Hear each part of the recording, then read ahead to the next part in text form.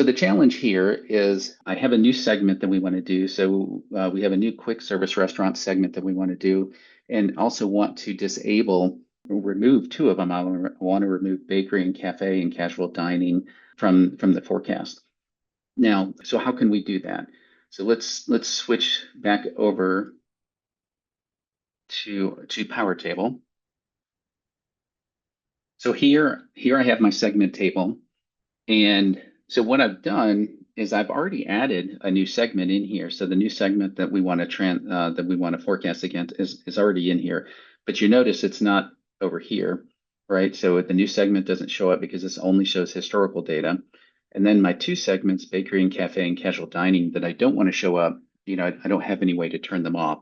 So similarly to the way we created the fields in the calendar table, we can put a simple is valid flag here where you can go in and toggle on or off, where a business user can go in and toggle on or off the fields they want. And so I've already done that inside of here, but you'll notice over here, none of those, it's not working because I haven't wired them into my DAX measures yet. So let's take a look at what that'll look like. So we have three measures inside of here.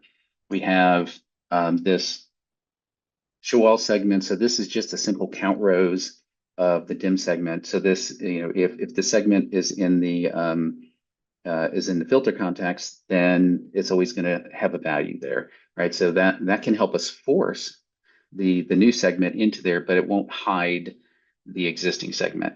So, or the existing ones that we've turned off. So we also have this is valid segment, which just returns, the value of 1 or 0 as to whether the segment is valid. And then the third one, which we'll see, this one's a little bit more complicated, but this is where all the fun begins, is basically we can calculate the gross revenue by the segments that are valid.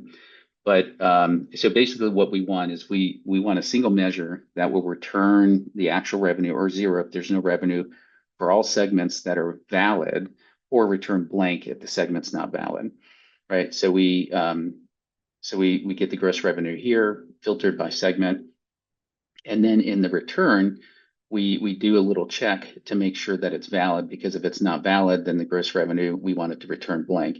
So in this case, if it's valid, which would be greater than 0, it's valid, we want to return a value. Or if the segment is not filtered, and the reason we want to do this last one is this is required for aggregations that don't include a segment. So this could be the all row in the planning sheet, right? Or if you're using this measure in a card type visual in Power BI. And so now just to show you how these work, if I go over here, so if I do show all segments, I add that to my visual. So you see my new segment shows up, but my old segments are still there. So this works for forcing new segments in, but it doesn't help remove existing segments. And then if I add in the is valid segment, then so here you'll see, excuse me, the new segment is valid. The old segments are not valid, right? They're showing zeros here. And then let me pull in the new gross revenue. And so you can see this is showing blanks for for the segments that are no longer valid. So I can clean all this up. And so there I've got the basis for my for my planning sheet. Now I do want to throw in here the date is open, because this is important. Now when I do this, it's going to force those old segments to reshow. So I do have to do a filter here. So I'm gonna oh, it's already on there.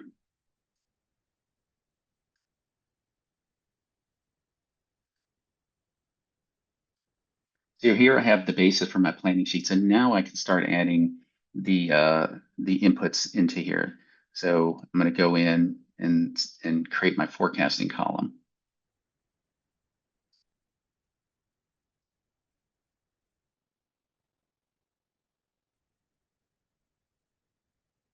So I've got my forecasting column, but it's editable, right, for even my date periods that are closed.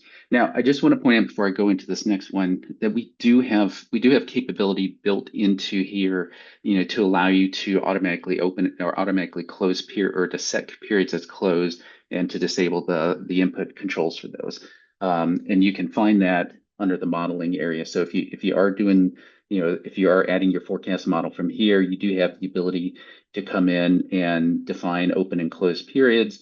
The only potential drawback of that is when you do want to change from one period to another or close out a period, you do have to come back into the Fabric sheet and make that change and save it.